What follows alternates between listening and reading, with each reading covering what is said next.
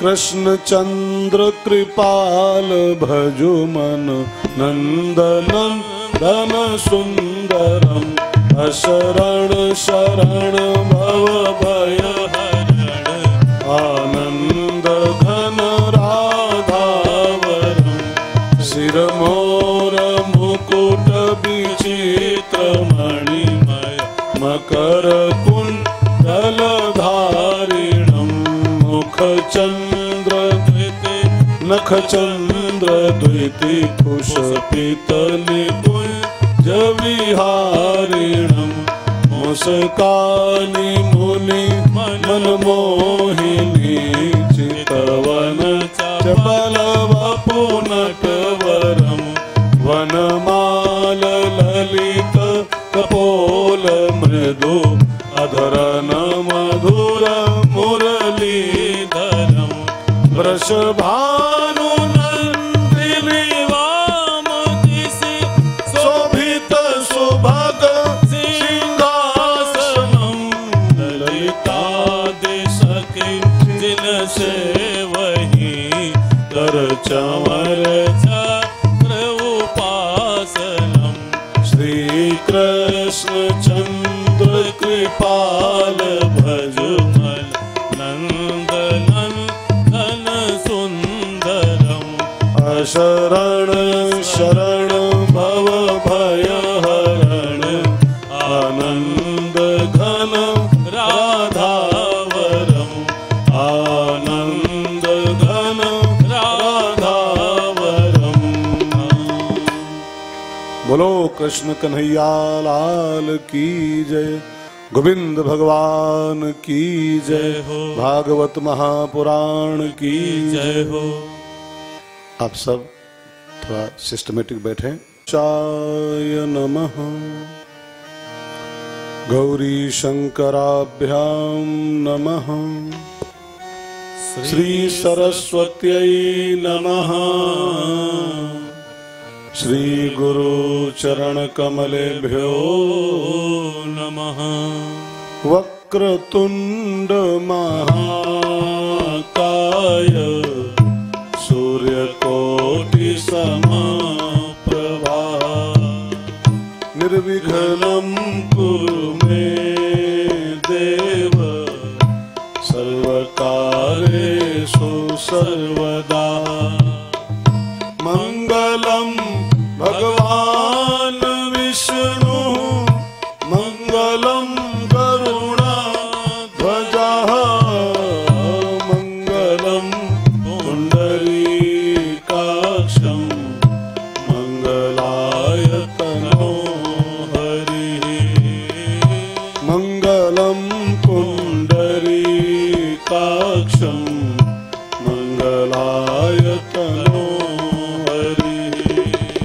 गुरुर्ब्रह्मा गुरुर्विष्णु गुरुर्देवो महेश्वरः गुरुर्साक्षात् परब्रह्म तस्मै श्री गुरुवे नमः। गुरुर्साक्षात् परब्रह्म तस्मै श्री गुरुवे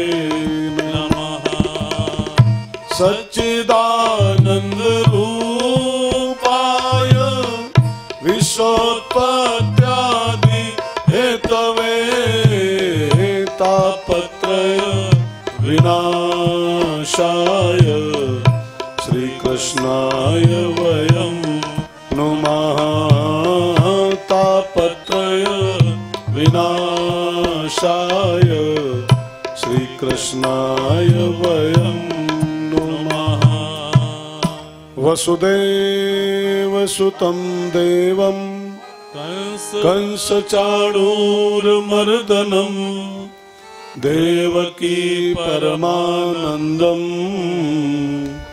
कृष्णं वन्दे जगद्गुरुं कृष्णं वन्दे जगद्गुरुं। श्री कृष्ण गोविंद हरे मुरारे नाथ नारायण वासुदेवा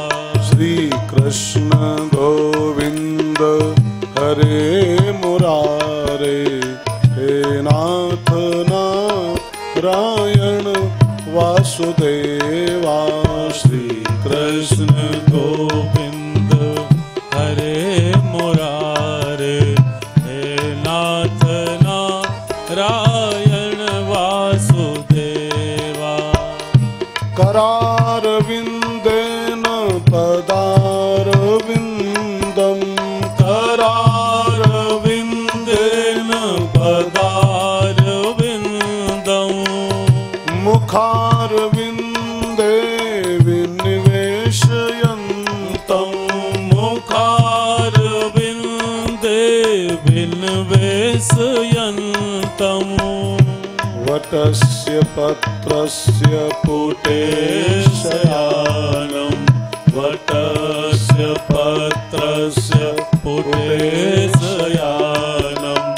बालं मुकुन्दं मनसा स्मरामि बालं मुकुन्दं मनसा स्मरामि श्री कृष्ण गोविंद हरे मुरारे हे नाथ नारायण वासुदेवा श्री कृष्ण गोविंद हरे मुरारे हे नाथ नारायण वासुदेवा। हमारो धन राधा श्री राधा श्री राधा हमारो धन राधा श्री राधा श्री राधा हमारो धन राधा श्री राधा श्री राधा हमारो धन राधा श्री राधा श्री राधा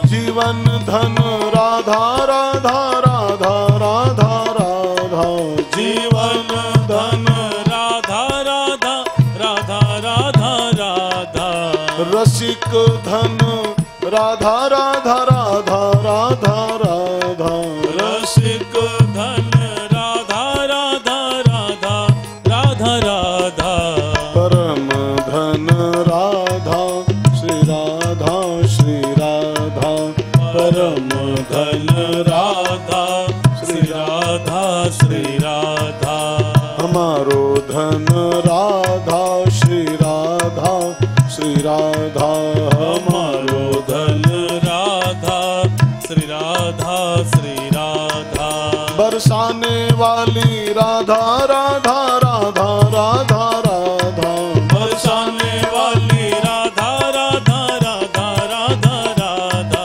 वृषभानु दुलारी राधा राधा राधा राधा राधा वृषभानु दुलारी राधा राधा राधा राधा राधा मोहन की प्यारी राधा श्री राधा श्री राधा मोहन की प्यारी राधा श्री राधा श्री राधा हमारो धन राधा श्री राधा श्री राधा हमारो धन राधा श्री राधा श्री राधा श्री राधा श्री राधा श्री राधा श्री राधा श्री राधा श्री राधा श्री राधा श्री राधा श्री राधा श्री राधा श्री राधा श्री राधा बोलिए सच्चिदानंद भगवान की जय हो।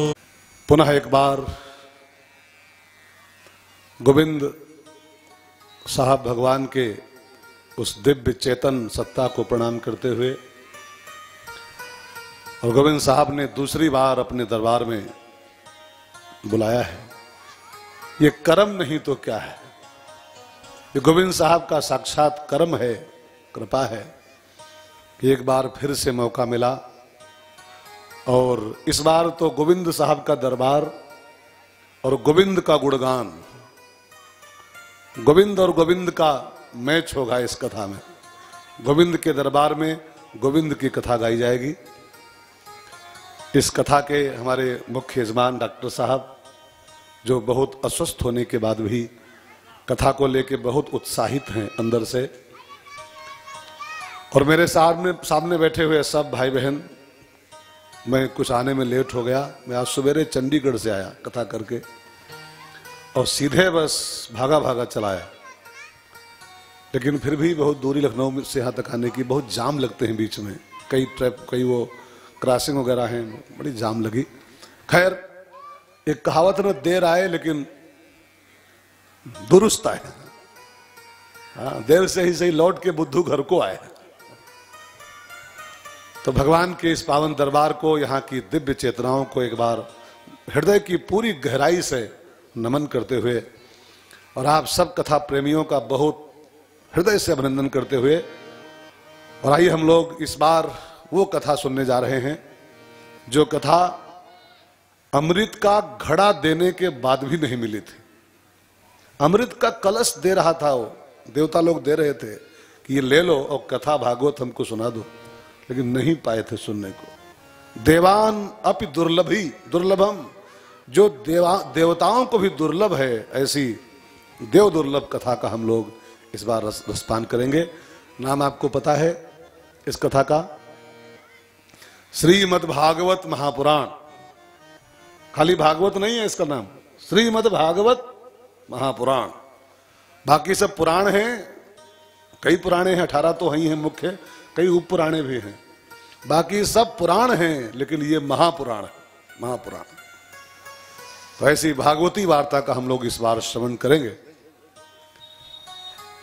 भागवत की कथा को पहले पन्ने पर लिखा हुआ है भागवत के, एक कथा नहीं है, एक किताब नहीं है, फिर क्या है?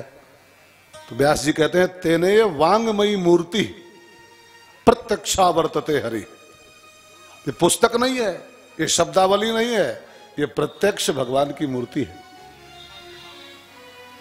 इसको भगवान की मूर्ति क्यों कहा गया, इसको भगवान का रूप क्यों कहा गया? आप जानते हो, द्वापर के अंत में जब भगवान श्याम सुंदर इस धरती से जा रहे थे, द्वापर के लास्ट में जब बिल्कुल प्रस्थान के मूड में थे, निकल लिए थे घर से, तब उनके साथ उनका बहुत अंतरंग सखा उद्धव साथ में था।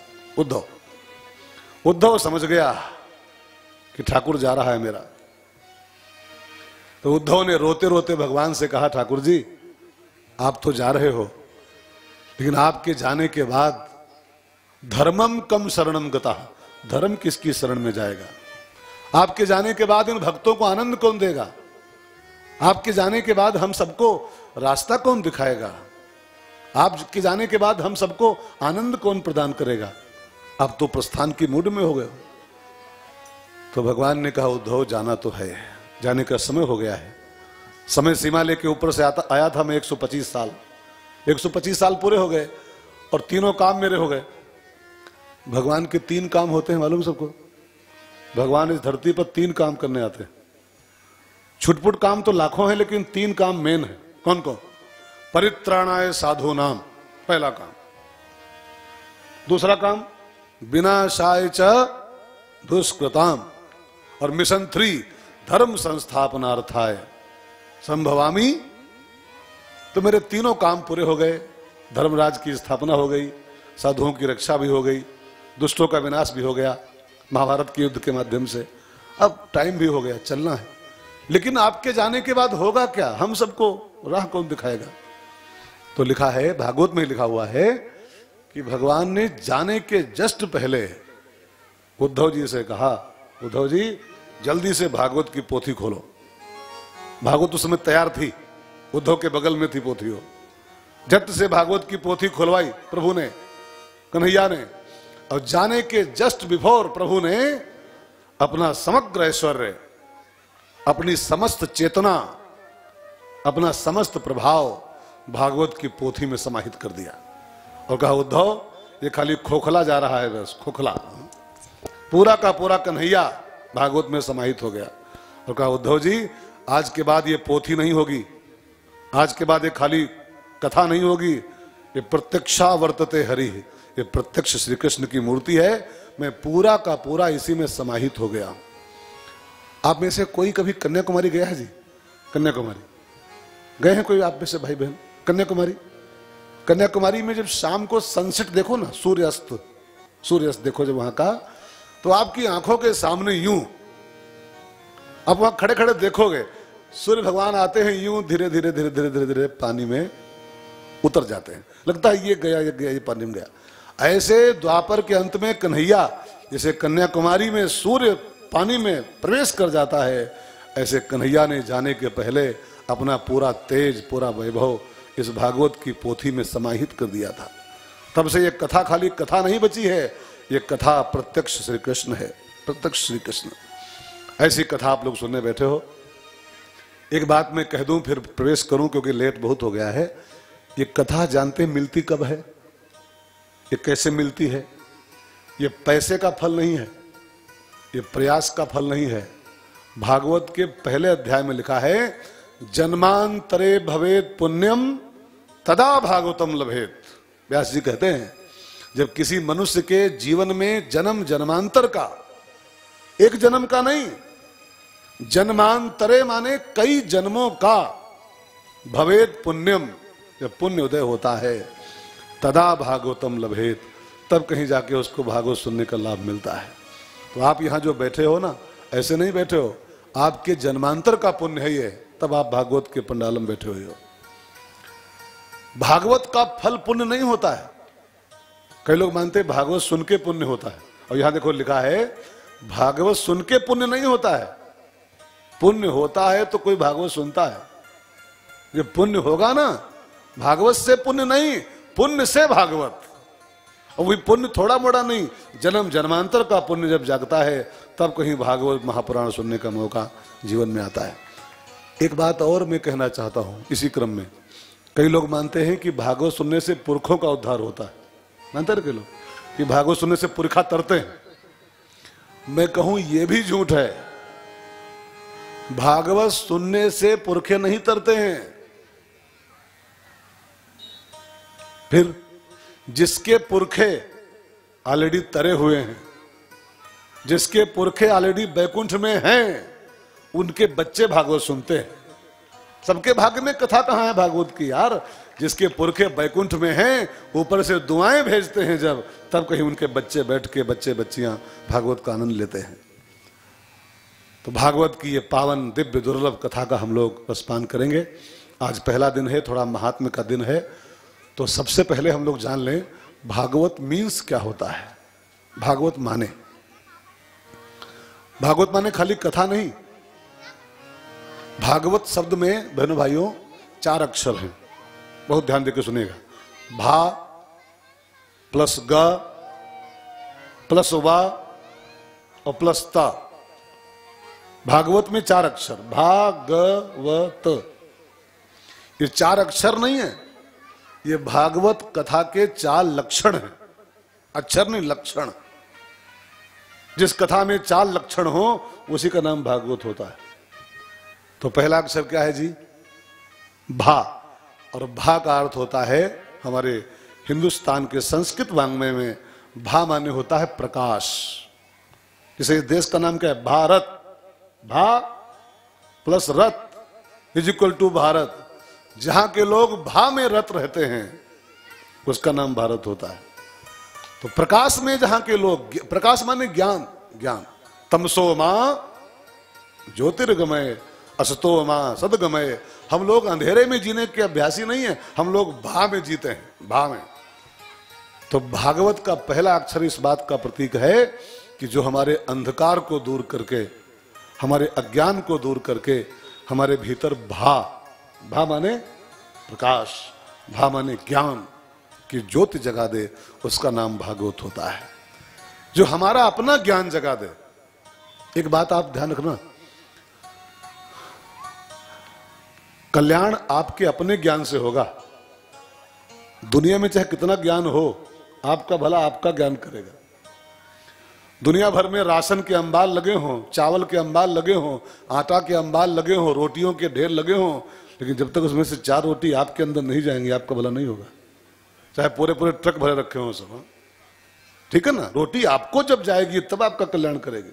अच्छा एक बात बताओ, दुनिया भर में लाइट हो और आपकी कार में लाइट ना हो, हाँ?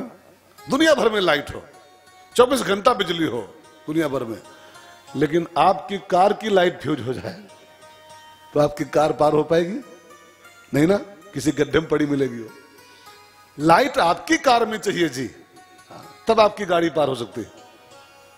अच्छा एक बात बताओ, दुनिया भर में हवा हो, आपकी साइकिल में हवा ना हो। संसार भर में हवा है, कदम कदम पर कण कण में हवा है, आपके टायर में हवा नहीं, गाड़ी चलेगी आपकी? ये हवा काम आएगी आपके? ऐसे ही जैसे संसार भर में हवा हो, आपका काम नहीं चलेगा, आपके टायर में हवा चाहिए। संसार भर में लाइट हो, आपकी गाड़ी में लाइट चाहिए। ऐसे संसार भर में ज्ञान हो, आपको ज्ञान चाहिए। आपका ज्ञान आपका बेड़ा पार करेगा। और आपके भीतर जो ज्ञान की बुझी हुई ज्योति है ना, उसको जगाने का काम करती है भा। भा, भा माने हमारे बुझे हुए ज्ञान को जगा दे जो। ठीक है, समझ में आ रही बात? आ रही जी। दूसरा अक्षर क्या है बताओ फिर? है? ग माने क्या होता है मालूम? भागवत का ग इस बात का प्रतीक है। गा शब्द की परिभाषा, गा अक्षर की परिभाषा गति दुरत्या, जो हमारी दुर्गति को दूर कर दे। गति दुरत्या। परीक्षित महाराज की कथा जो आप सुनेंगे अभी, उसको सांप काटने का श्राप मिला था और शास्त्र में निर्णय है कि सांप काटने से मरने वाले की दुर्गति होती। ऐसा साफ साफ फैसला है शास्त्रों में। सांप काटने से मौत हो, दुर्गति पक्की। अब इस आदमी की दुर्गति बिल्कुल पक्की हो गई थी परीक्षित जी की, लेकिन इन टाइम 7 दिन पहले एक महात्मा आ गया जीवन में। उस महात्मा ने दुर्गति को दूर करने वाली कथा उसको सुना दी। गा माने गति दुरत्या, दुर्गति को दूर कर दे। हम नरक जाने के बिल्कुल प्रोग्राम फिक्स हो गया हो, लेकिन एकदम भागवत ऐसी कथा है, मिल जाए तो नरक का गेट बंद करके हमको बैकुंठ में पहुंचा देती है, परम धाम की यात्रा कराती है। उस कथा का नाम है भागवत। ग ग। तीसरा अक्षर क्या है जी? वा। वा माने होता है वरीयान सर्वशास्त्रेषु। वरीयान सर्वशास्त्रेषु, सारे शास्त्रों की वरीयान, जितने भी ग्रंथ शास्त्र अवेलेबल हैं अपने धर्म में, उन सारे शास्त्रों की जो सिरमौर है उसका नाम भागवत महापुराण है। वरीयान सर्व। और ये मैं खाली भागवत कह रहा हूं तो नहीं कह रहा हूं, भागवत में लिखा है, व्यास भगवान ने खुद लिखा है कि मेरी भागवत को सुन लो एक बार तो आपको रामायण, गीता, महाभारत, शिव पुराण, देवी पुराण सबका फल मिल जाएगा, क्योंकि सब इसी में है, सब इसी में। भागवत में रामायण भी है। राम कथा में भागवत 1% भी नहीं, ध्यान देना। राम कथा में भागवत 1% भी नहीं है, लेकिन भागवत में रामायण पूरे एक स्कंद में 3 अध्याय में कथा आती है राम जी की। शिव पुराण में भागवत नहीं है, लेकिन भागवत में शिव पुराण भी है। महाभारत में भागवत नहीं है, लेकिन भागवत में महाभारत भी है। गीता में भागवत नहीं है, लेकिन भागवत में गीता भी है। भागवत में देवी भागवत में भागवत नहीं है, लेकिन भागवत में देवी भागवत का भी अंश है। सारे शास्त्रों को निचोड़ करके व्यास भगवान ने जो जूस निकाला है, भंडार ज्ञान विज्ञान की है, भंडार ज्ञान विज्ञान की है वेद शास्त्र का सार यही, भंडार ज्ञान विज्ञान की है वेद शास्त्र का सार यही, वैराग्य भक्ति की सरिता है, वैराग्य भक्ति की सरिता है जीवन का आधार यही, वैराग्य भक्ति की सरिता है। चारों वेदों, 6 शास्त्रों का, 18 पुराणों का जो जूस है एक गिलास में, उस जूस का नाम है भागवत महापुराण। तो वरीयान सर्वशास्त्रेषु, सारे शास्त्रों की जो सिरमौर है उस कथा का नाम भागवत। और आखिरी अक्षर क्या है जी? त। ता माने होता है तरणी। ता मीन्स तरणी, और तरणी का अर्थ होता है नौका। भवसागर से पार होने की दृढ़ नौका है। रामायण में गोस्वामी जी कहते हैं भवसागर चाह पार जो पावा, भवसागर चाह पार जो पावा, राम कथा ता कहो दृढ़ नावा, राम कथा ता कहो दृढ़ नावा, भवसागर चाह पार जो पावा। ता माने तरणी, तरणी भव भवानवात, जो इंसान को भवसागर से सीधे पार कर देती है। ऐसी कथा भा प्लस ग प्लस व प्लस ता इज इक्वल टू भागवत की कथा का इस बार हम लोग रसपान करेंगे। और ज़्यादा भूमिका में समय न गंवाया जाए, क्योंकि बहुत विशाल कथा है।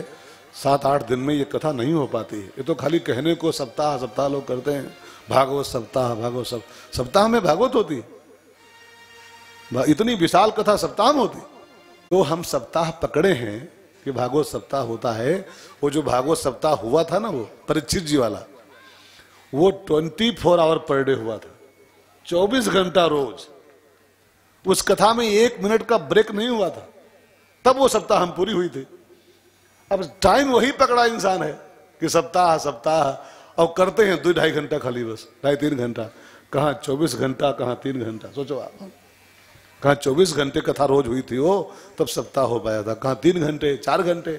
4 घंटे बोलेंगे बहुत, अरे 2 मीटिंग कर लो तो 5 घंटे मान लो, 6 घंटे मान लो। वह हम भजनों गाने हैं, वह हम कीर्तनों सुनानी है, वह हम चुटकुला भी कहने हैं, और ये सब न कहो तो लोग बोर हो जाएंगे। अब भजन गाएंगे वो इसमें थोड़ा है, वो चुटकुला इसमें थोड़ा है, उसमें खाली कथा केवल बस है। उसी में कीर्तन भी करना है, भजन भी करना है, चुटकुला भी कहना है, थोड़ी गोलगप्पे भी सुनाने आपको हैं बीच बीच में। हाँ, वो सब नहीं होंगे तो आप बोर हो जाओगे। सोचो, कहां पेवर कथा और 24 आवर पर डे, और कहां ये मिक्स कथा गोलगप्पे के साथ। हाँ?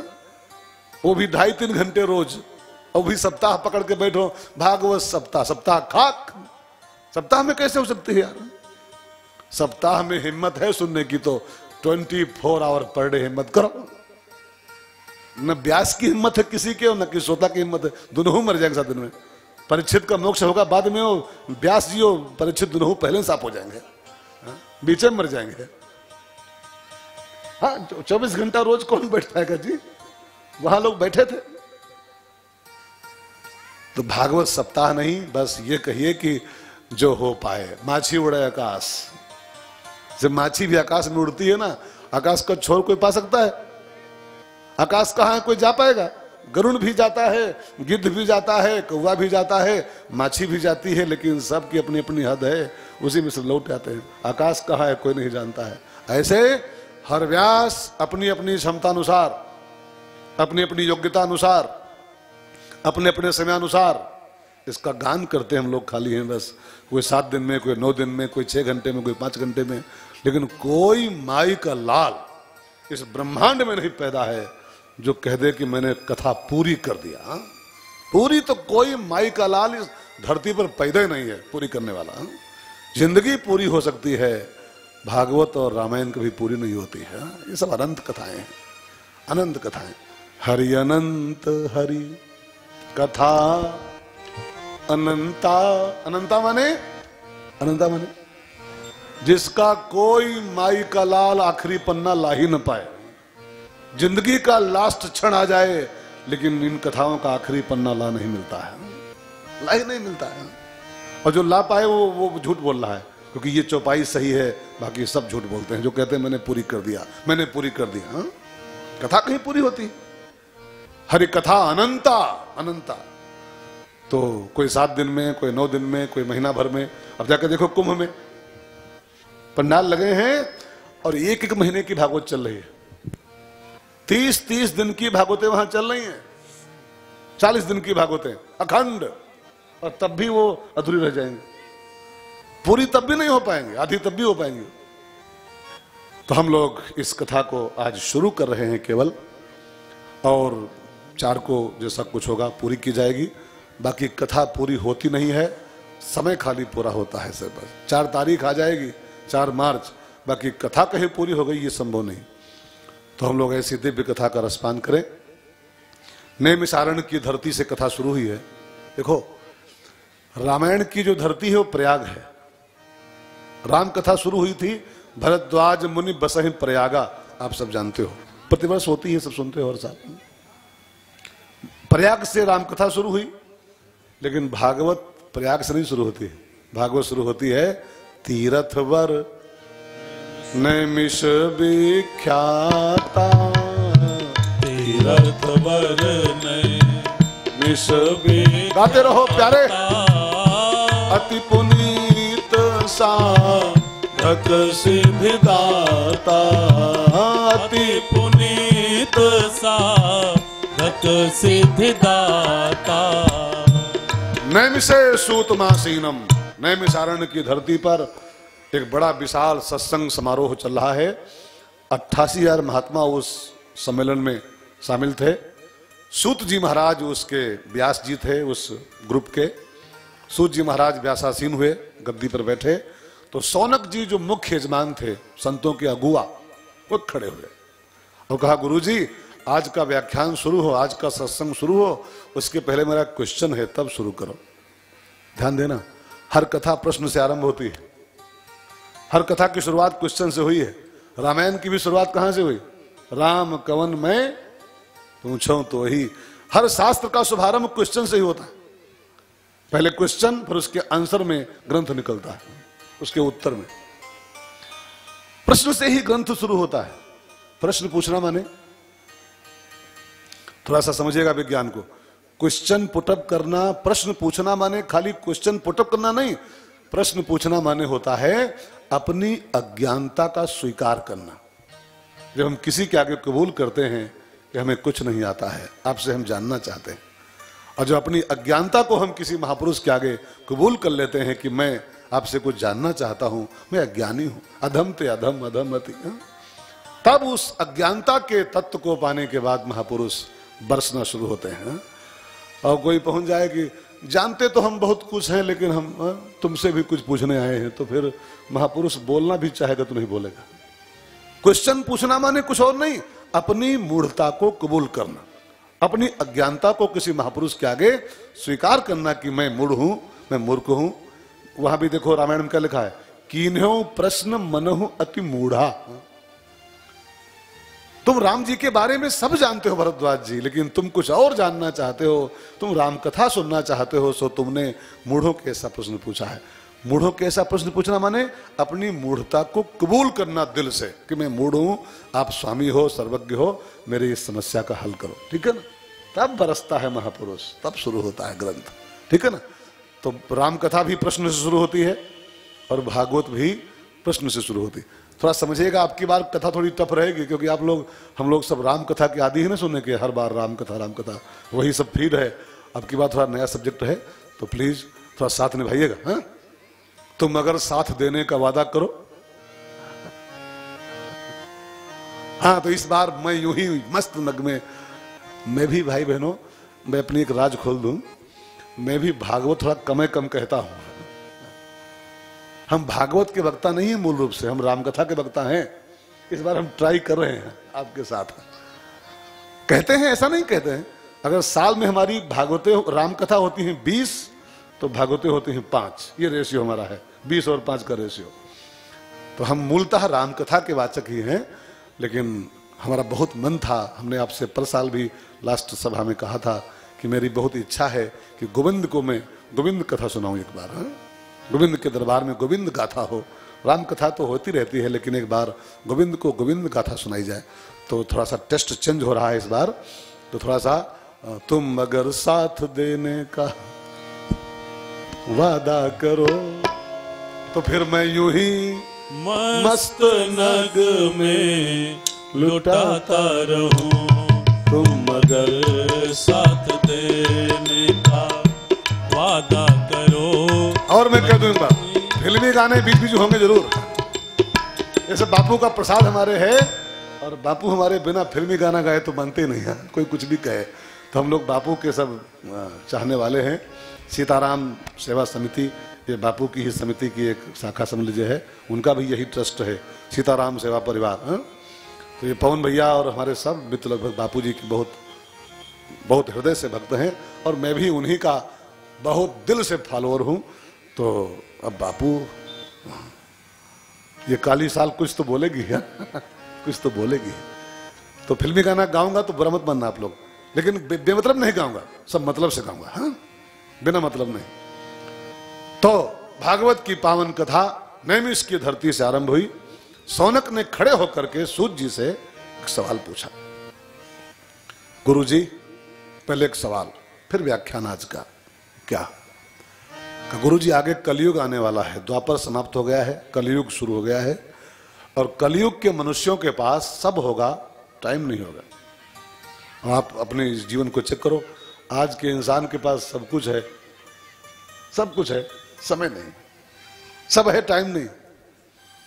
लोगों के पास जाओ कथा का समाचार लेकर के, एक कथा होने जा रही, तो लोग बोलते हैं कि 11-2100 जो बताओ हम दे दें, 1100-2100 ले लो, लेकिन प्लीज हम आ नहीं पाएंगे, आने का मौका नहीं। तो कहा क्यों? कहा मरे का मौका नहीं है तो आने का मौका कहाँ है, मरे का मौका नहीं। बड़ी प्रॉब्लम है। मेरे एक संत भी बोल रहे थे, मैसेज दे रहे थे कि आज के 25 साल पहले और आज में एक अंतर आ गया है। आज के 25 साल पहले लोग मिलते थे तो कहते थे आओ मिल के कुछ प्रोग्राम बनाएं, आओ मिल के कुछ प्रोग्राम बनाएं। लेकिन 25 वर्षों में एक ऐसा ट्रेंड बदला है, ऐसी समय ने करवट बदली है कि पहले के लोग कहते थे आओ मिलके कुछ प्रोग्राम बनाएं, लेकिन आज लोग कहते हैं आओ मिलने का प्रोग्राम बनाएं। मिलके नहीं, मिलने का प्रोग्राम बनाएं। कोई थोड़ा समय निकालें, एडजस्ट करें, थोड़ा अपॉइंटमेंट लो और थोड़ा मिलने का प्रोग्राम बनाएं। तो मिलके नहीं, मिलने का। इतना इंसान के पास टाइम का अभाव हो गया है। तो सूर्य जी ने कहा, सौनक जी ने, गुरु जी ऐसे समयाभाव भरे जीवन में से ये 4 वेद, ये 6 शास्त्र, ये मोटे मोटे पुराण, ये लाखों ग्रंथ, ये कौन पढ़ पाएगा, कौन सुन पाएगा इस कलकाल में? ये शिव पुराण, देवी पुराण, फला पुराण, ढमका पुराण, ये कौन पढ़ पाएगा, कौन सुन पाएगा? तो चाहते क्या हो? हम चाहते हैं कि कलिकाल के मनुष्यों के कल्याण के लिए ये पुराण, ये पुराण, ये पुराण, ये पुराण, इतना कहां समय किसी के पास है। मैं चाहता हूं एक ऐसी कथा सुनाओ कलयुग के शुरू में ही, कलिकाल के कल्याण के लिए, कलिकाल के लोगों के कल्याण के लिए, कि एक ही कथा सुन करके एक ही पुराण कोई सुन ले और समस्त पुराणे सुनने का फल मिल जाए। ऐसी कोई कथा है आपके पास? तो सूत जी मुस्काते मुस्काते बोले, मुनिवर, सौनक जी, तुमने कलिकाल के प्राणियों के भलाई के लिए बहुत सुंदर सवाल पूछा है। और सही में कलिकाल में ये इतनी पुराने कौन सुन पाएगा? अरे सुनना छोड़ो, कौन पढ़ पाएगा? और पढ़ना छोड़ो, कौन घर में रख पाएगा? आपने छोटे छोटे घर हैं 300-300 स्क्वायर फुट में, इतनी पुराणों भर की कहां जगह बची है, कहां समय बचा है? एक ही पुराण कौन सी है जिसको सुनने के बाद सारी पुराणे, सारी कथाएं, एक ही पुराण सुन लो, फल सबका मिल जाए। तो सूर्य ने कहा, मुनिवर, उस पुराण का नाम है भागवत महापुराण। सर्व सिद्धांत निष्पन्न, सारे शास्त्रों का जो सिद्धांत है उन सारे सिद्धांतों को निष्पन्न करके, निचोड़ करके व्यास नारायण ने, मेरे गुरुदेव ने एक पोथी जो बनाई है, एक पुराण, उस कथा का नाम है भागवत महापुराण। तो कहा, गुरुजी बस वही सुना दो हमको फटाफट, एक का सुना दो, एक का हम सबका फल मिल जाए। कहा, लेकिन जानते हो कब मिलती है? ये कब मिलती है? जन्मांतरे भवेत पुण्यम। यहीं पर श्लोक आता है जो मैंने पहले बोला था। सारे शास्त्रों की सार है ये भले, लेकिन मिलती कब है किसी को सुनने के लिए? तो जन्मांतरे भवेत पुण्यम तदा तदा तदा, तब कहीं जाकर के भागवत सुनने का लाभ जीवन में आता है। तो ऐसी पावन कथा का हम लोग श्रवण करने बैठे हैं। सूर्य जी ने कहा, ऋषियों, निमसार में बातचीत चल रही है, निमिष में उन्होंने थोड़ी अपनी बात सुनाई बीच में कि ऋषियों, जिस समय धरती पर पहली बार ये भागवत होने जा रही थी, फर्स्ट चांस, परीक्षित जी सुनने बैठे थे और सुखदेव जी ये कथा बांचने को तैयार थे, पहली कथा, ध्यान देकर सुनिएगा।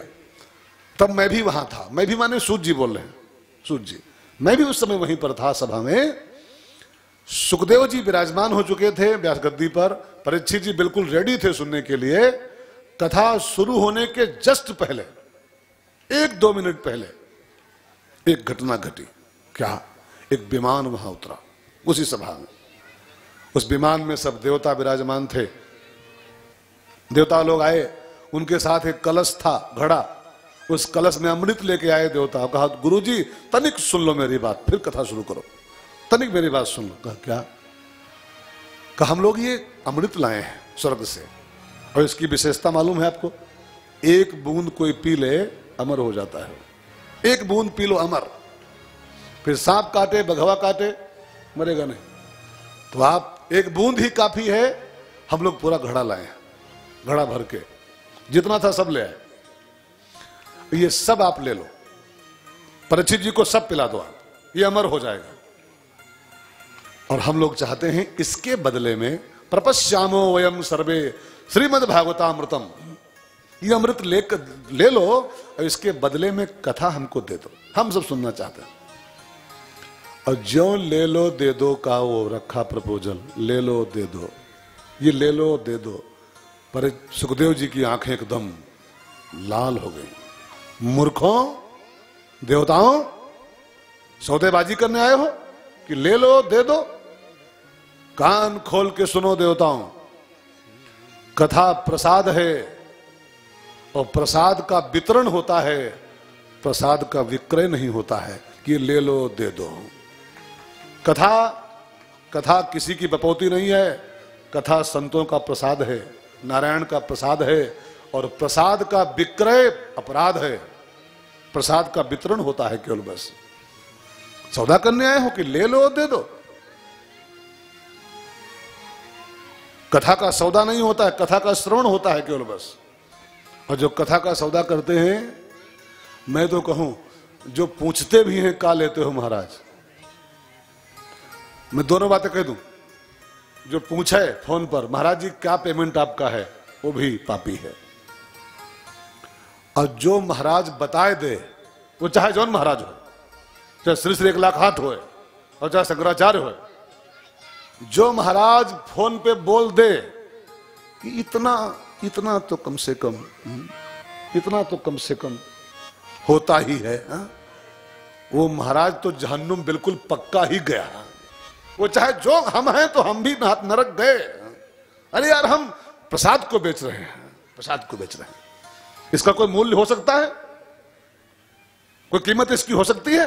हमारे बापूजी कहते हैं पूरा हिंदुस्तान बेच दिया जाए, पूरा भारत बेच दो और उसका जो पेमेंट मिले कैश, वो पूरा कैश एक भागवत की पोथी पर चढ़ा दो ना, और तब भी उसका उद्धार नहीं कर सकते आप, तभी उसका मूल्य नहीं है। वो क्या कोई दे सकता है इसका मूल्य? यार क्या कोई दे सकता है? अनमोल को अनमोल ही रखा जाए, अनमोल को मूल्य में न बांधा जाए। पहले तो बहुत डांटे देवताओं, बहुत गर्म किए, सौदेबाजी करने आए हो।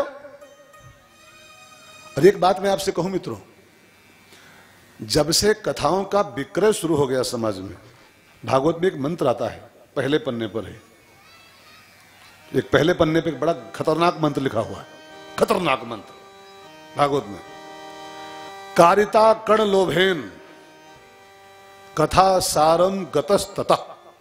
व्यास जी कहते हैं जब से पंडितों ने, व्यास लोगों ने, हम लोगों ने कारिता माने करना शुरू कर दिया है कथाएं, किसके लिए? कण लोभेन, कण लोभेन।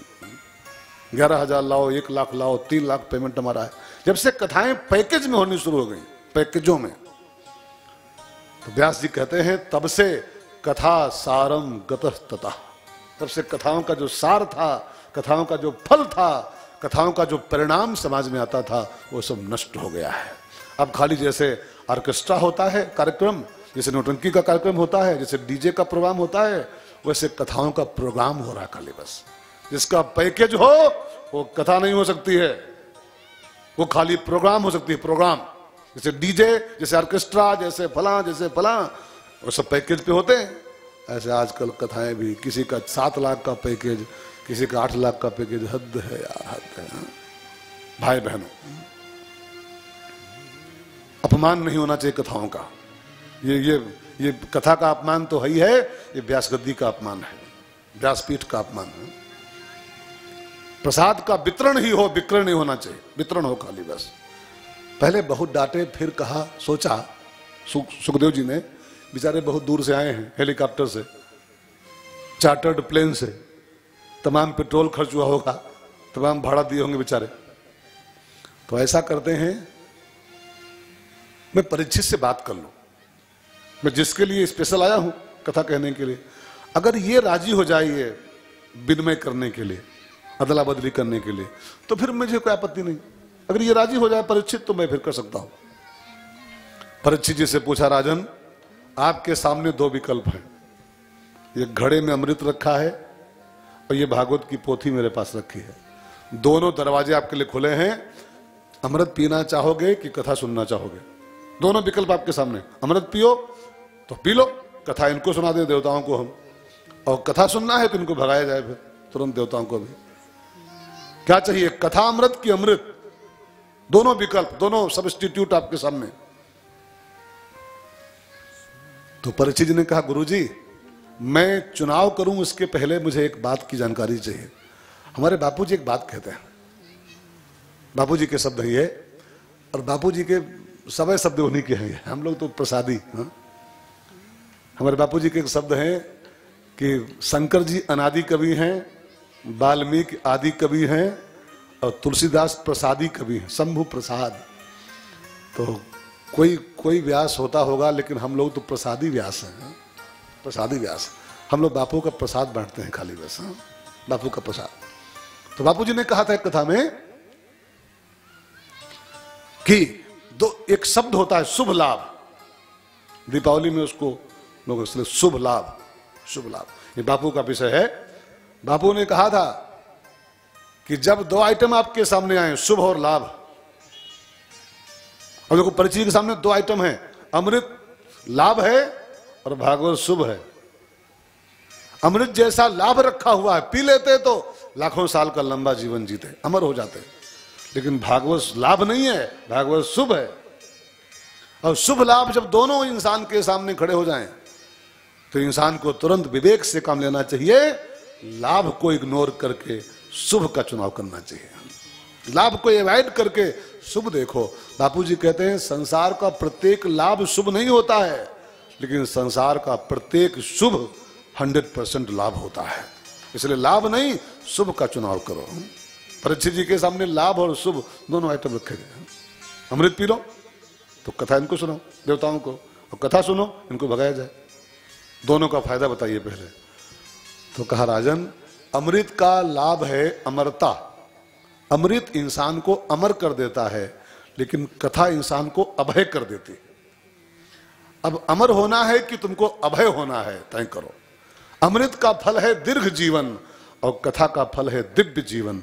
लंबा जीना हो तो अमृत पी लो, और दिव्य जीवन जीना हो तो कथा सुन लो। कथा आपको लंबा नहीं कर पाएगी कि 7 दिन बचे हैं तो उसको 7 साल कर देगी। कथा 7 दिन माने 7 दिन रहेंगे, लेकिन जो भी 7-8 दिन बचे हैं इसको दिव्य कर देगी। अब जल्दी चुनो, लंबा जीवन के अच्छा जीवन। अच्छा, आपसे कहा जाए लंबा जीवन के अच्छा जीवन बेस्ट कौन होता है? लॉन्ग लाइफ की दिव्य लाइफ? उत्तर सही कौन है जी? लंबा जीवन की अच्छा जीवन, दीर्घ जीवन की दिव्य जीवन। जोर से बोलो जी, डरते क्यों हो? दिव्य जीवन। दृष्टांत उदाहरण शंकराचार्य, भगवान शंकराचार्य कई साल जिए मालूम? 32 साल केवल, एक अल्प जीवन, अल्प काल का जीवन, लेकिन 32 साल के अल्पकालिक जीवन में भी इतने बड़े बड़े काम कर गए भगवान शंकराचार्य कि कोई 300 साल जिए तब भी नहीं कर पाएगा। 300-400 साल जी लो तब भी नहीं कर पाओगे। चारों वेदों का भाष्य, चारों धामों की स्थापना, चारों कुंभ के मेले, और 32 साल में प्रस्थान। 300 साल जियो तब भी नहीं कर पाओगे। जीसस क्राइस्ट, ईसाई धर्म के संस्थापक जीसस, जीवन मालूम उनका 33 वर्ष केवल। 33 वर्ष की छोटी अवस्था में उनको सूली पर ठोक दिया गया था, और 33 साल में भी 30 साल कुछ नहीं किए थे। 30 साल खाली अपनी मम्मी मरियम के साथ चराए थे बकरी भेड़ी, 30 साल।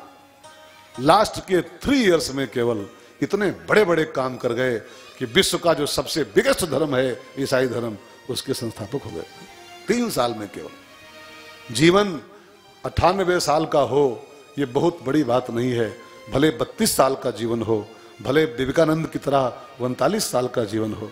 लंबा जीवन नहीं था उनका, विवेकानंद जी का 39 इयर्स ओनली, और 39 साल की अल्प अवधि में उन्होंने पूरे वर्ल्ड में उनका डंका बज गया था, पूरे संसार में। तो 98 साल जियो और खाली पेट पाकेट और प्रजनन। कई लोग जीते हैं 98 साल, 112 साल, अब पूछो किए क्या? 98 साल जिए बट किए क्या? 3 काम खाली किए बस, पेट, पाकेट और प्रजनन, बच्चे पैदा करना। 3 काम किए, 98 साल जिए। अब 3 ही काम करके जीना है तो 98 साल जियो चाहे 198 साल जियो, वो सब कूड़ा है, सब कूड़ा है। भले 32 साल का जीवन हो, लेकिन दिव्य जीवन हो, महकता हुआ जीवन हो, सुगंधित जीवन हो, महकदार जीवन हो, कि मरने के बाद भी नाम रह जाए दुनिया में, ऐसा जीवन हो। सब भाई बहनों, जमी सलाम करे, आसमां सलाम करे, जमी सलाम करे, आसमां सलाम करे, करो वो काम की सारा जहां सलाम करे, करो वो काम की सारा जहां सलाम करे। जमी सलाम करे, आसमां सलाम करे, जमी सलाम करे, आसमां सलाम करे, करो वो काम की सारा जहां सलाम करे, करो वो काम की सारा जहां सलाम करे। अब गोविंद साहब की देख लो, अब ये भी इंसानी तो होंगे जब कभी थे, तो ऐसे काम कर गए कि उनकी मजार की पूजा हो रही है, उनके समाधि की पूजा हो रही है। ऐसा कुछ कर जाओ कि हमारी समाधि पर भी लोग धूप बत्ती करें। शहीदों की चिताओं पर लगेंगे हर बरस मेले, वतन पे मरने वालों का यही बाकी निशान होगा। कुछ ऐसा कर जाओ कि आपकी कब्र पर मेला लगे यार, आपकी मजार पर मेला लगना शुरू हो जाए, तब तो जीवन जीवन है। और खाली पेट, पाकेट और गोलू भोलू की पैदाइश, और 98 साल जिए और बुढ़ऊ खाली 3 काम किए बस। 3 काम। भाई मजाक नहीं कर रहा हूं, सही बोल रहा हूं, थोड़ा कड़वा है लेकिन सत्य है। जीवन दीर्घ हो ये बहुत बड़ी बात नहीं है, जीवन थोड़ा ही सही दिव्य हो, दिव्य हो। अमृत का फल है दीर्घ जीवन, और कथा का फल है दिव्य जीवन। जल्दी चुनो क्या चाहिए, जल्दी चुने। परीक्षित जी ने कहा, गुरुजी हम इतने बुद्धू नहीं हैं, हम शुभ का चुनाव करेंगे, लाभ नहीं देखेंगे। हमको अमृत नहीं पीना है, कथा सुननी हमको। उनको भगाओ देवताओं को यहाँ से। और बेचारे सारे देवता उठाए अपना घड़ा और अपना समूह बनाए 32 कोने का और चले गए। अब आप इस कथा को सुन के 2 बातें सीखो इस कथा से। जो कथा आप पा रहे हो, जो पा रहे हो ना, अमृत दे के भी नहीं मिलती है। 10-20 लाख छोड़ दो, अमृत का घड़ा दे के भी ये कथा नहीं मिलती है। अमृत को हल्के मत लेना, वो बिस्लरी की बोतल नहीं है, वो 20 रुपए वाली। अमृत माने जिसको पाने के लिए 10,000 साल मंथन हुआ था, देवता और दैत्य मिलके उसको मथ के निकाले थे, अनेकों रत्नों के बाद वो आइटम बाहर आया था, वो अमृत तत्व है। अब वो देके, पूरा घड़ा देके भी ये कथा नहीं मिली थी जो आप पाने बैठे हो। ठीक है, इसको पहली बात तो हल्के मत लेना कतई। इसको इस बात को मान के लो कि बस भाग्य जागा है कि ये मिल रही है, भाग्य जागा है। बाकी ये पुरुषार्थ का फल नहीं है, ये पैसे का फल नहीं है, ये प्रयास का फल नहीं है, केवल और केवल अति हरि कृपा जाहि पर होई, अति हरि कृपा जाहि पर होई, पाँव दे यही मार्ग सोई, पाँव दे यही मार्ग सोई, यह गुण साधन ते नहीं होई, यह गुण साधन ते नहीं होई, तुम्हारी कृपा पाव कोई कोई, तुम्हारी कृपा पाव कोई कोई। इसको कोई कोई पाता है जी राम कृपा से। तो भागवत इस प्रसंग के माध्यम से 2 सिद्धांत, एक तो अमृत देख के नहीं मिलती है, वो आपको मिल रही है। नंबर 2, परीक्षित जी अमृत को ठोकर मार के इसको सुने। माने एक सिद्धांत और देखिए, भागवत का अधिकारी वही है इसको सुनने का जो अमृत जैसी कीमती चीज को भी लात मार, अमृत को ठुकरा सकता है, जो वो भागवत सुनने का अधिकारी होता है। और लेकिन विडंबना क्या है कि परीक्षित जी अमृत को लात मार दिए थे, ठुकरा दिए थे। हम लोग एक फोन कॉल नहीं छोड़ पाते हैं। एक फोन अभी आ जाए, अभी फोन आ जाए, ट्रिन ट्रिन ट्रिन ट्रिन, तो इंसान लेके भागता है बाहर। रुको रुको, कथा जाए चूल्हे में। हेलो रुको, हम बाहर आ रहे हैं, हेलो हेलो बाहर आ रहे हैं। सोचो सोचो सोचो, जो अमृत के घड़े को लात मार सकता है वो इस कथा का अधिकारी होता है।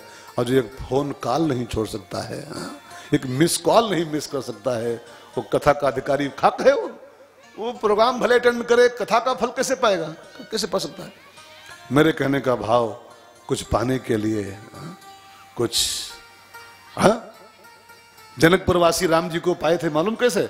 धाये धाम काम सब त्यागी, तब राम जी को पाए थे। धाम काम सब त्यागना पड़ता है तब भागवत की प्राप्ति होती है। अमृत भी त्यागना पड़ता है तब भागवत की प्राप्ति होती है।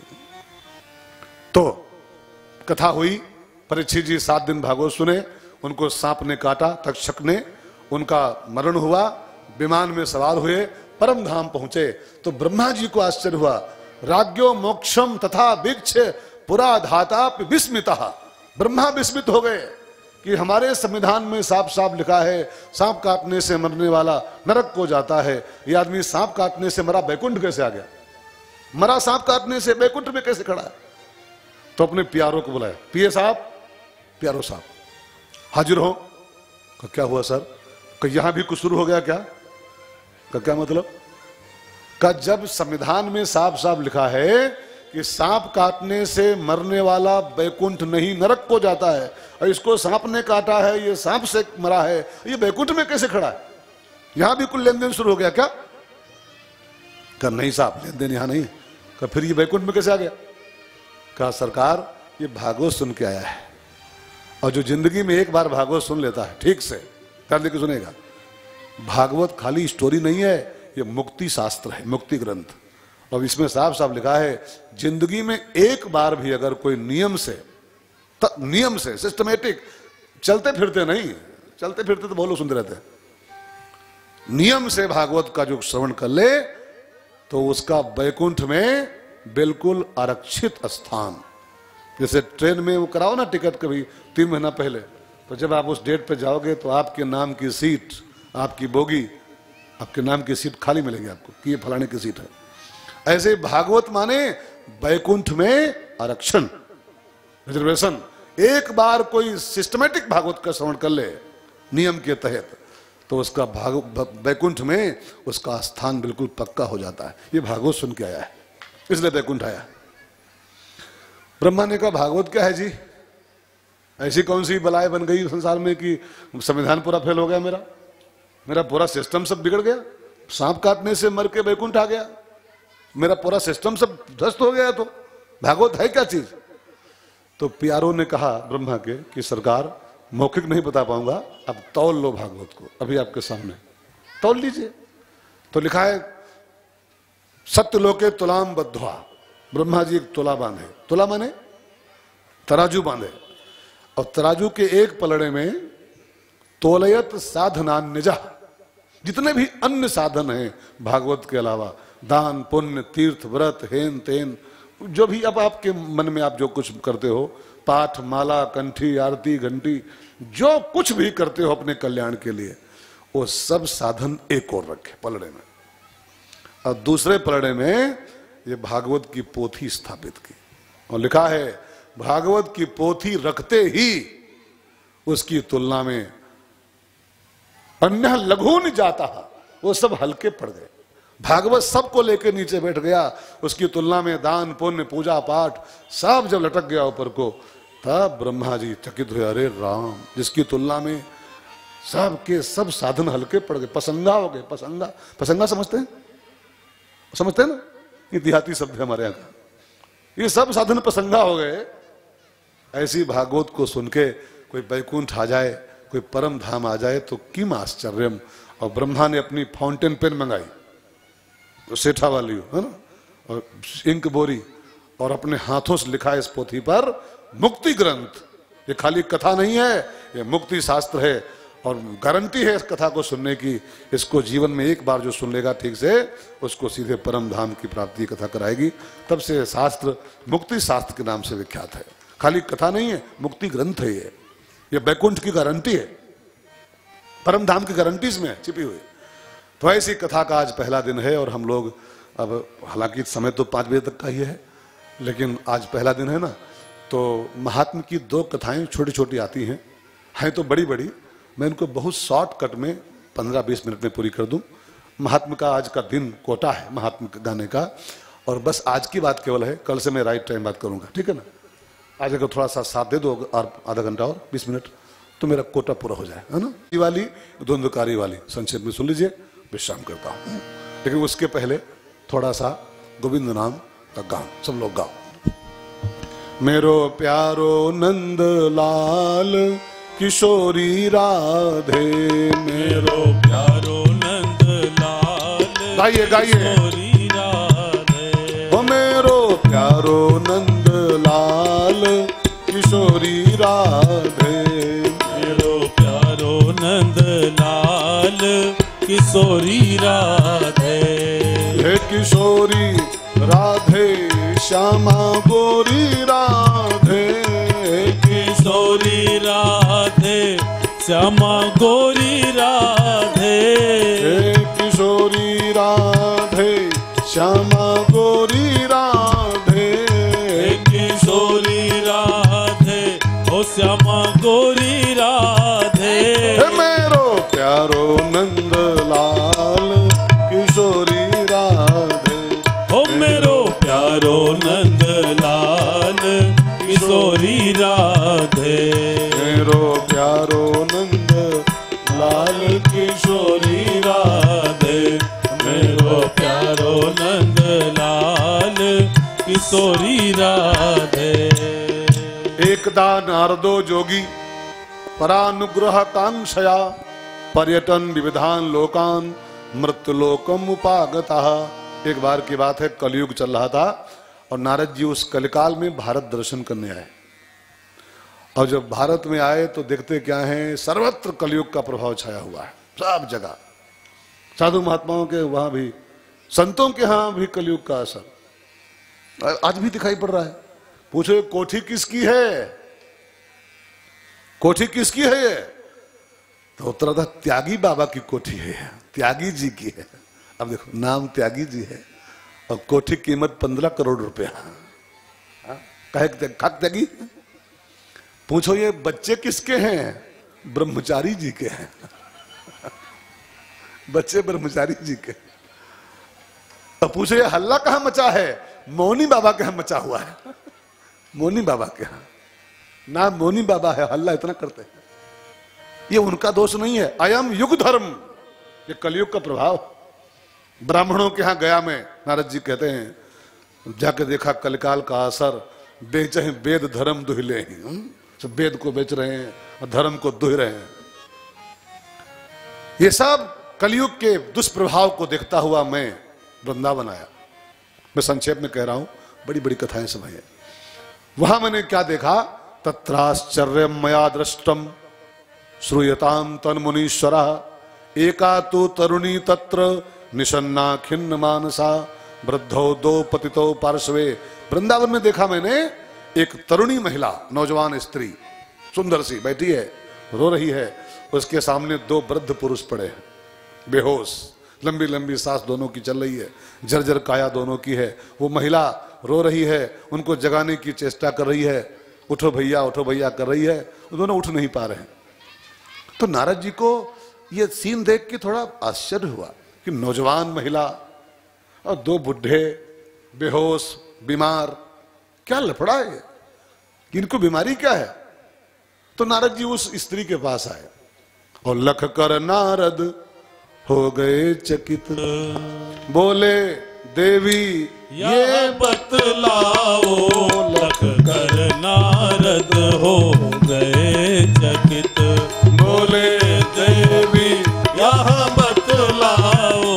ये पुरुष कौन तुम रोती क्यों, ये पुरुष कौन तुम रोती क्यों, अपना दुख मुझको बतलाओ। ये पुरुष कौन तुम रोती क्यों। देवी जी आप कौन हो, ये दोनों बुढ़े कौन हैं और इनको बीमारी क्या है और तुम रोती क्यों हो, आपका इनका नाता क्या है, कौन है तुम्हारे, ये थारो कौन लागे? तब उस देवी ने अपना परिचय दिया, अहम भक्ति रीति ख्याता। नारद जी मैं भक्ति हूं, इमौ में तनयौ मतौ, ये दोनों हमारे बेटे हैं। ज्ञान वैराग्य नामानौ, इन दोनों का नाम है ज्ञान और वैराग्य। काल योगेन जर्जरौ, ये कलयुग का प्रभाव है, दोनों जर्जर हो गए हैं। अब माता जवान हो और बेटे जर्जर हो, ये तो उल्टी गंगा बह पड़ी है। भाई माता बुढ़ी हो, बेटे जर्जर हो, जवान हो, ये बात होती है। माँ बुढ़ी हो, बेटे तरुण हो, तो बात जमती है। और माँ जवान हो, बेटे पक गए हो, उल्टी गंगा है। तो बाबा कुछ करो। मैं संक्षेप में कहूं, नारद जी ने ज्ञान वैराग को जगाने के बड़े उपाय किए। वेद वेदांत घोषश्च गीता पाठे मुहुर्मुहु, खूब वेद के मंत्रों का पाठ किया, खूब गीता का पाठ सुनाया। और वो जब मंत्र पढ़ें तो तनिक तो उठे, दोनों अंगड़ाई लें, लेकिन फिर गिर जाएं। फिर वेद मंत्र पढ़ें, फिर गीता का पाठ करें, तनिक दोनों भाई खड़े हों, तनिक जमाई आए उनको, और फिर गिर जाएं पट से। उनका जागरण स्थिर नहीं हो रहा था, वो टिक नहीं पा रहे थे। तनिक खड़े हों फिर गिर जाएं, तनिक खड़े हों फिर गिर जाएं। नारद जी ने कहा, देवी बात करता हूं, नारायण से बात करता हूं। और नारायण से नारद जी ने फोन मिलाया, प्रभु ज्ञान वैराग बेहोश पड़े हैं और कहां सो रहे हो? मैं इनको जगाने की प्रक्रिया कर रहा हूं, उठ नहीं पा रहे हैं, उपाय बताओ। तो आकाशवाणी ऊपर से आई, नारद जी इनको जगाने का उपाय केवल एक है, बस सत्कर्म करो तो जाग जाएंगे। सत्कर्म करिए तब जागेंगे। तो सत्कर्म माने क्या होता है जी? पूछा नारद जी, सत्कर्म माने क्या? तो आकाशवाणी दोबारा बोली, किसी महात्मा से पूछो, जाओ सत्कर्म माने क्या होता है, किसी विद्वान से पूछो। अब नारद जी हिंदुस्तान के नामी गिरामी विद्वानों के पास गए, जितने नामचीन श्री श्री श्री श्री श्री श्री 1,08,000 तक लोगों के पास गए। 108 से शुरू किया और 1,08,000 तक लोगों के पास गए। और जिसके पास जाएं, सत्कर्म माने क्या होता है, भाग जाए वो, मैदान छोड़ दे। तब नारद जी चिंतित हो गए। उसी चिंता में बद्रीनाथ में आए, वहां उनको सनकादिक ऋषि मिले और उन्होंने बताया कि नारद जी सत्कर्म माने होता है श्रीमद् भागवत का आख्यान। बाकी सब शुभ कर्म हैं, लेकिन भागवत का जो ज्ञान यज्ञ है, सत्कर्म सूचकम नूनम ज्ञान यज्ञम स्मृतम बुधय। हमारे संतों ने कहा है नारद जी कि भागवत महापुराण का जो ये ज्ञान यज्ञ होता है, इसका नाम सत्कर्म होता है। बाकी सब शुभ कर्म, ये सत्कर्म। उनको भागवत सुनाओ, दोनों तंदुरुस्त हो जाएंगे, फिर कभी नहीं गिरेंगे। तो कहा व्यास जी किसको बनाए, माने पंडित जी कौन बनेगा? कहा कोई व्यास बुक कर लो, बहुत व्यास हैं।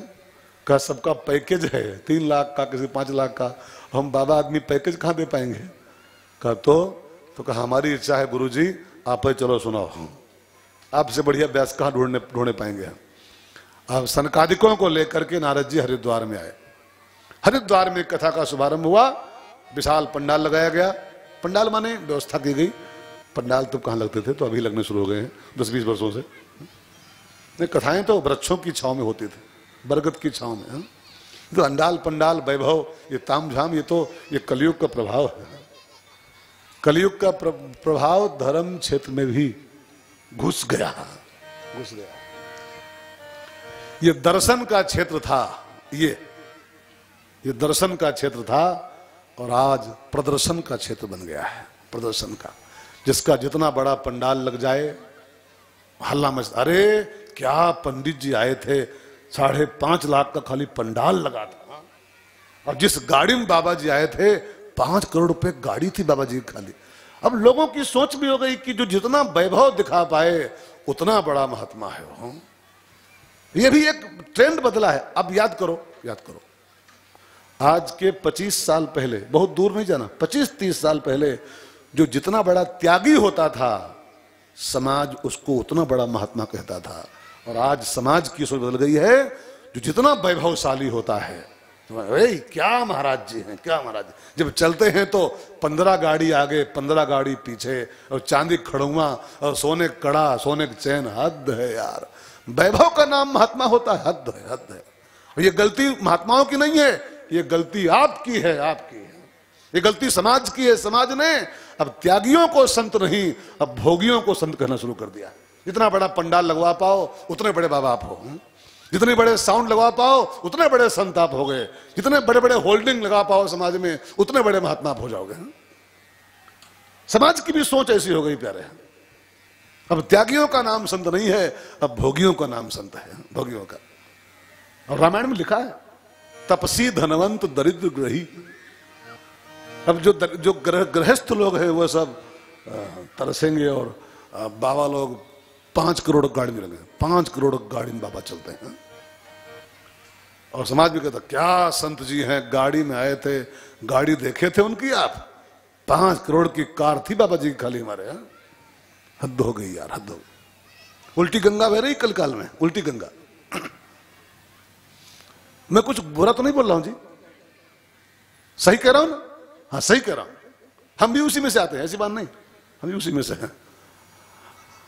कहने का अभिप्राय, नारद जी उन संतों को साथ में लेके आए, हरिद्वार में कथा शुरू हुई और वृंदावन में पड़े हुए ज्ञान वैराग्य जो बेहोश पड़े थे जाग गए। हरिद्वार में कथा जो होती है भागवत, वृंदावन में ज्ञान वैराग्य जाग जाते हैं।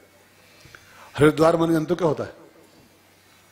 हरिद्वार वो उसको छोड़ दो, उसको छोड़ दो। हरिद्वार माने होता है हरि जहां से एंट्री करता है। हरिद्वार निकालो परिभाषा, हरि द्वार, द्वार माने गेट, जहां से हरि की एंट्री होती है उसको हरिद्वार कहते हैं। हरिद्वार वो नहीं, हरिद्वार आपके जीवन में एक है जहां से हरि की एंट्री होती है। और भगवान से पूछो आप एंट्री कहां से करते हो, तो भागवत में लिखा है प्रविष्टः कर्णरंध्रेन, मैं कानों से प्रवेश करता हूं, कानों से एंट्री करता हूं। तो वास्तव में हरिद्वार का अर्थ हरिद्वार नहीं है, ये हरिद्वार है आपके कान, जहां से हरि की एंट्री होती है, ठीक है।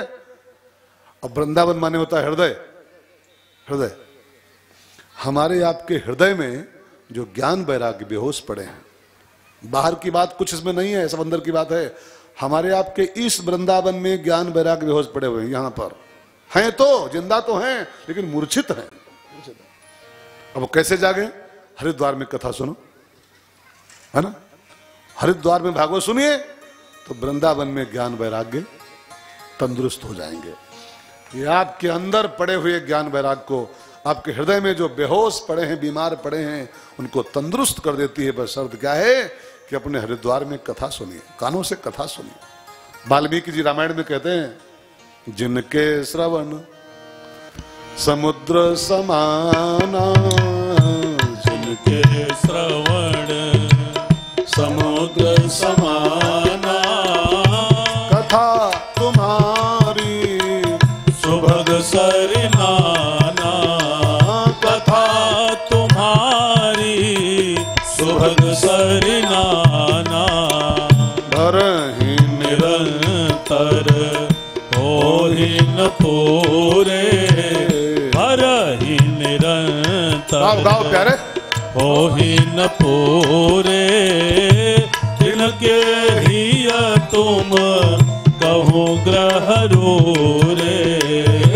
तिनके हिय तुम कहूँ ग्रह रे। तो इंसान के हृदय के वृंदावन में जो ज्ञान वैराग्य बीमार बेहोश पड़े हैं उनको जगाने वाली कथा है भागवत। भागवत सुनोगे तो आपका जो ज्ञान है, आपका जो वैराग्य है वो तंदुरुस्त हो जाएगा और आपकी जो भक्ति है वो नृत्य कर उठेगी। देखो आप लाख भक्ति करो, अगर ज्ञान वैराग्य फिट नहीं है तो भक्ति रोती रहेगी बैठी आपकी। तो कथा का संदेश देखिए, जब तक ज्ञान वैराग्य फिट नहीं होते हैं भक्ति होती जरूर है लेकिन वो अपना माथा कूटती रहती है, सिर ठोकती रहती है। कि जिसके बच्चे बूढ़े पड़े हों, बीमार पड़े हों, वो माँ खुश कहाँ रह पाएगी? अपनी भक्ति को खुश करना, अपनी भक्ति को खुश करना चाहते हो तो अपने ज्ञान वैराग्य को फिट करो। और ज्ञान वैराग्य को फिट करना है तो उसका एक ही उपाय है, हरिद्वार में भागवत का श्रवण करो। ये भागवत का पहला महात्म्य है। महात्मा माने इंपॉर्टेंस, महत्व माने इसकी महिमा, ये इंसान के ज्ञान वैराग्य को जगाती है, भक्ति को खुश करती है। और दूसरा इसका इंपॉर्टेंस छोटा सा और जान लो 2 मिनट में। पापी से पापी इंसान हो, पापी से पापी इंसान हो, लेकिन जिंदगी में एक बार भागवत सुनने को पा जाए कैसे भी मुक्त हो जाता है। उदाहरण धुंधकारी का चरित्र। आत्मदेव का बेटा वो धुंधकारी 5 वेश्याओं के चक्कर में पड़ गया और महापापी हो गया था। लिखा है भागवत में, वैश्या संसर्ग दूषिता, वो 5 वैश्याओं के पंचवधू व्रता। पंडित जी का बेटा था वो, लड़का पंडित जी का, और लगाया लंबा टीका, लेकिन 5 वैश्याओं के चक्कर में पड़ गया। देखो कुसंग में जो पड़ेगा भाई बहनों, कैकेयी जैसी मां जिसकी कोख से भरत के ऐसा साधु पैदा हुआ था, मंथरा जैसी दुष्ट का संग मिल गया उसको, तो कैकेयी क्या हो गई अब जानते हो, क्या हो गई। शास्त्रों में बिल्कुल साफ साफ लिखा है, दुष्ट की संगत बिल्कुल बच के रहो, दुष्टों की संगत से। आत्मदेव का बेटा, ब्राह्मण का पुत्र धुंधकारी, लेकिन वैश्याओं के संपर्क में आ गया, दूषित हो गया, वो पतित हो गया, पापाचारी हो गया। अंत में वैश्याओं ने मिलकर उसको, जब सब माल उसका खा गई, मार डाला उसको। चाणक्य ने एक बड़ा बढ़िया श्लोक लिखा है मित्रों, सुनना चाहोगे? 4 लोग बिल्कुल मौत के रूप होते हैं, मौत के स्वरूप। कौन कौन? कौन कौन? दुष्टा भार्या, ध्यान देकर सुनेगा। दुष्ट स्त्री मने आप समझते हो, दुष्ट नारी मौत का स्वरूप है। कब मारेगी, कहां मारेगी, कोई भरोसा नहीं। सठम मित्रम, अगर आपका मित्र सठ है, सठ मित्र, कब मारेगा, कोई भरोसा नहीं, कहां मरवा देगा वो, सठ मित्र। और भृत्यस्य उत्तरदायिका, भृत माने नौकर, सेवक, और सेवक अगर जबान पकड़ने वाला हो गया आपका, तुरंत जवाब देता है पट्ट से आपको, तो आपके लिए काल स्वरूप है, वो कब मारेगा भरोसा नहीं। और चौथी चीज लिखी है, सर्पे च गृहे वासो, जिस घर में आपका निवास हो उसी घर के किसी कोने में काला वाला कोबरा उसी में कहीं रहता हो, किसी कोने में। तो कब अंधेरे में जरे काटेगा आपको, रात को उठो कहीं 1 बजे और करने, और फैला पड़ा हो बगल में और पांव पड़ जाए, जय सिया राम, ठीक है ना। तो दुष्ट नारी का, सठ मित्र का, जवाब दे नौकर का, जो जवाब दे देता हो तुरंत ही आपकी बात का। और ससर्पे च ग्रहे, कोई भरोसा इनका नहीं। 5 वैश्याओं ने मिलकर धुंधकारी को मार दिया। पापी था ही, भयंकर प्रेत बना मर करके। और उसका भाई था गोकर्ण, बड़ा विद्वान भाई था। मैं संक्षेप में कह रहा हूं मित्रों, आप जानते हो समस्या। गोकर्ण जी अपने धुंधकारी भाई की प्रेतात्मा की मुक्ति के लिए गए गया जी को, बिहार में एक है ना गया, वहां जाके विधिवत वो सब उसका जो कर्मकांड होता है किया कि मेरा भाई तर जाए, लेकिन गया के बाद भी नहीं तराओ। वो जो वापस गया करके आए तो भयंकर रूप धर के डराने की कोशिश कर रहा है।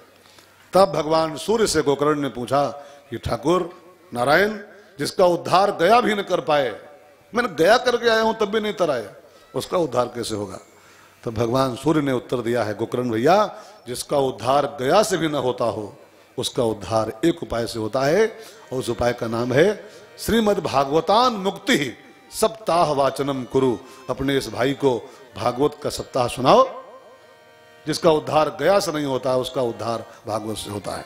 बस धुंधकारी के उद्धार के लिए भागवत की सूचना दी गई, सारे श्रोता आने शुरू हो गए। वो भूत भी आया, वो धुंधकारी। अब भूत तो हवा होता है, भूत माने हवा, ठीक है ना। इसलिए भूत लोग जो है ना, ये हवा के बेटे से बहुत डरते हैं, पवन कुमार से। भूत पिशाच निकट नहीं आवे महावीर जब, क्योंकि भूत हवा होते हैं और हनुमान जी हवा के बेटे हैं, पवन पुत्र हैं वो। जहां हवा के बेटे का नाम होता है, ये हवा हुआ से भाग जाती है, इतनी हवा बयार होती। इसलिए भूत पिशाच की जिसको कोई शंका उनका होए, बस हवा के बेटे का नाम लो, जय हनुमान ज्ञान गुण सागर। ये भूत ऐसा भागते हैं दुम दबा करके, निकट नहीं आवे। खैर, तो भूत आया हवा के रूप में। अब वो हवा तो चंचल होती है, बैठे कैसे? आप तो स्थूल हो तो बैठे हो, हवा तो चंचल होती है, और कथा सुननी चाहिए शांति से बैठ करके कहीं पर। तो अब भूत कैसे बैठे? हवा रूप में था वो। वहीं पर एक बांस गड़ा हुआ था। अब पंडाल लगाया गया था, बांस वांस गड़े होंगे, गाड़ा नहीं गया था, गड़ा था बाई चांस। उसी बांस के छेद में प्रवेश कर गया वो भूत हवा के रूप में, और शाम तक कथा सुनी। शाम को उस बांस की एक गांठ चिटक गई, वो नीचे उतर गया। सेकंड गांठ, 7 गांठ का बांस रहा होगा बाई चांस, 7 दिन की भागवत थी, और 7 दिन की भागवत सुनते सुनते उस बांस की 7 गांठें फट गईं, और धुंधकारी उस बांस के अंदर से दिव्य रूप प्राप्त करके बाहर आया। विमान में सवार होकर के परम धाम की उसकी यात्रा हुई है। लेकिन एक बात जान लो भाई बहनों, ये 7 गांठें वास्तव में क्या हैं? जो फटी है तब मुक्ति हुई है। 7 गांठें माने खाली गांठें मत फंसना कि बांस के गांठ होते हैं।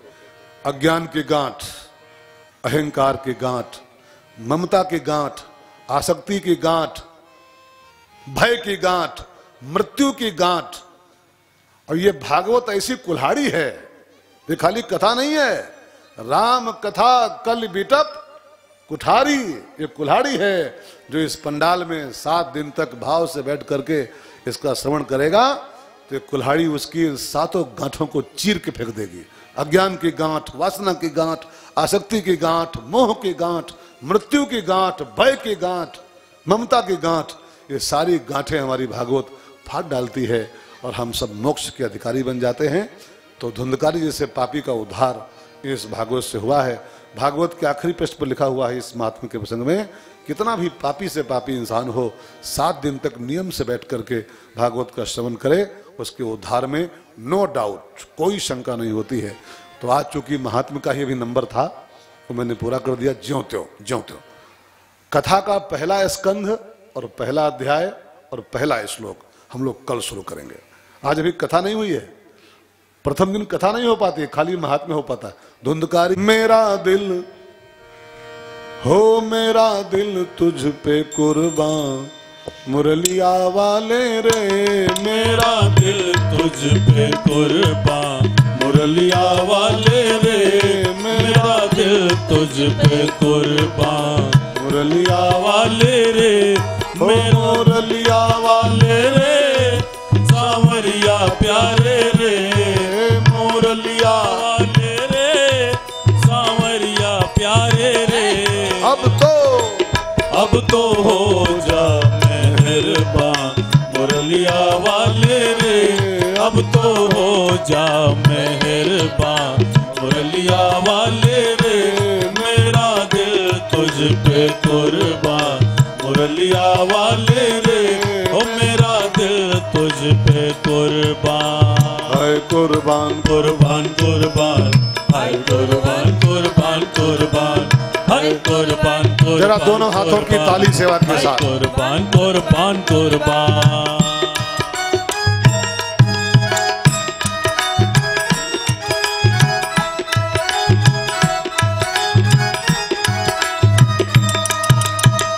देखी है जब से ये तस्वीर तेरी, देखी है जब से ये तस्वीर तेरी, गोविंद देखी है जब से ये तस्वीर तेरी, तब से बदल गई है तकदीर मेरी, तब से बदल गई है तकदीर मेरी। मुरलिया वाले रे संवरिया प्यारे रे, मुरलिया वाले रे सांवरिया प्यारे रे। अब तो तू ही मेरी जान, मुरलिया वाले रे, अब तो तू ही मेरी जान, मुरलिया वाले रे मेरा दिल तुझ पे कुर्बान, मुरलिया वाले रे ओ मेरा दिल तुझ पे कुर्बान।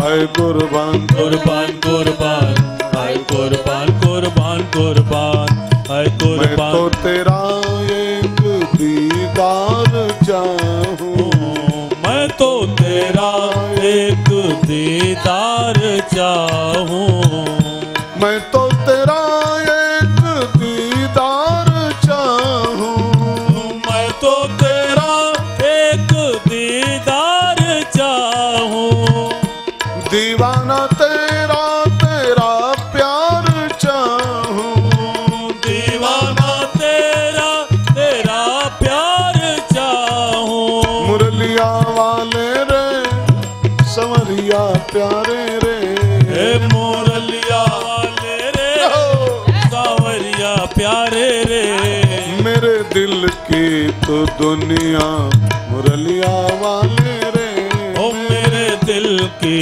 तो दुनिया मुरलिया वाले रे मेरा दिल तुझ पे कुर्बान, मुरलिया वाले रे ओ मेरा दिल तुझ पे कुर्बान।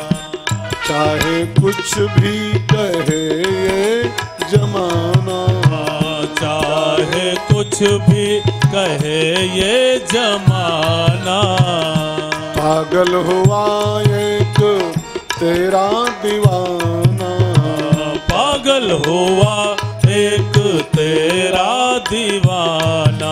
मुरलिया वाले रे समरिया प्यारे रे, मुरलिया वाले रे सांवरिया प्यारे रे। अब तो हो जा मेहरबान मुरलिया वाले रे, अब तो हो जा मेहरबान मुरलिया वाले रे। ओ मेरा दिल तुझ पे कुर्बान मुरलिया वाले रे, मेरा दिल तुझ पे कुर्बान। राधे राधे गोविंद गोविंद राधे राधे राधे गोविंद गोविंद राधे। आओ प्यारे दोनों गोविंद इसमें आ रहे हैं। गोविंद गोविंद गोविंद राधे राधे गोविंद गोविंद राधे। गोविंद राधे राधे गोपाल राधे। गोविंद राधे राधे गोपाल राधे। गोविंद राधे राधे गोपाल राधे। गोविंद राधे गोपाल राधे। राधे राधे गोविंद गोविंद राधे। राधे राधे गोविंद गोविंद राधे। राधे राधे गोविंद गोविंद राधे राधे राधे गोविंद गोविंद राधे श्याम। सच्चिदानंद भगवान की जय हो। गोविंद भगवान की जय हो। हनुमान जी महाराज की जय हो। भारत माता की जय हो। अब आरती होगी। ओम जय जगदीश हरे स्वामी जय जगदीश हरे। भक्त जनों के संकट दास जनों के संकट क्षण में दूर करे। ओम जय जगदीश हरे। मात पिता जो ध्यावे फल पावे दुख बिन से मन का। स्वामी दुख बिन से मन का। सुख संपत्ति घर आवे सुख संपत्ति घर आवे कष्ट मिटे तन का। ओम जय जगदीश हरे। मात पिता तुम मेरे शरण गहूँ मैं किसकी। स्वामी शरण गहूँ किसकी। तुम बिन और न दूजा प्रभु बिन और न दूजा। आस करूं मैं जिसकी। ओम जय जगदीश हरे। तुम पूर्ण परमात्मा तुम अंतर्यामी। स्वामी तुम अंतर्यामी। पार ब्रह्म परमेश्वर पार ब्रह्म परमेश्वर तुम सबके स्वामी। ओम जय जगदीश हरे। तुम करुणा के सागर तुम पालन करता। स्वामी तुम पालन करता। मैं मूरख खल कामी मैं सेवक तुम स्वामी कृपा करो भरता। ओम जय जगदीश हरे। तुम हो एक गोचर सबके प्राणपति। स्वामी सबके प्राणपति। किस विधि मिलूं दया मैं किस विधि मिलूं कृपा मैं। तुमको मैं कुमति। ओम जय जगदीश हरे। दीन बंधु दुख हरता तुम ठाकुर मेरे। स्वामी तुम रक्षक मेरे। अपने हाथ उठाओ अपनी शरण लगाओ द्वार पड़ा तेरे। ओम जय जगदीश हरे। विषय विकार मिटाओ पाप हरो देवा। स्वामी कष्ट हरो देवा। श्रद्धा भक्ति बढ़ाओ श्रद्धा प्रेम बढ़ाओ संतन की सेवा। ओम जय जगदीश हरे। ओम जगदीश हरे, स्वामी जय जगदीश हरे। भक्त जनों के संकट, दास जनों के संकट, क्षण में दूर करे। ओम जय जगदीश हरे, ओम जय जगदीश हरे, ओम जय जगदीश हरे।